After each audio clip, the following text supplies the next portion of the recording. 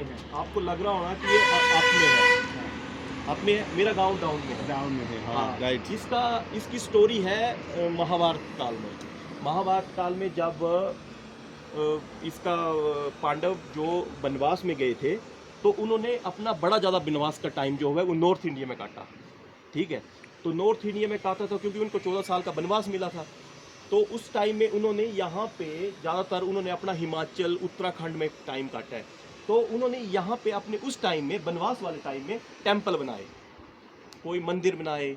जैसे यहाँ पे मशहूर टेम्पल बड़ा फेमस है, वो एक ही रॉक का है, उसको काट काट काट काट के उसमें मंदिर निकाले हैं उन्होंने।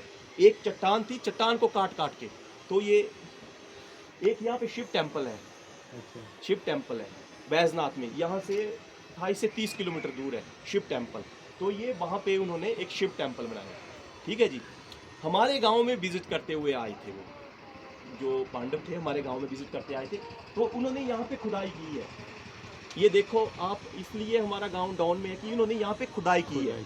और ये जो नदी चल रही है जिसको हम हमारी लोकल लैंग्वेज में बोलते हैं खड्ड, इस खड्ड, तो इसका पानी इन्होंने इसमें छोड़ना था।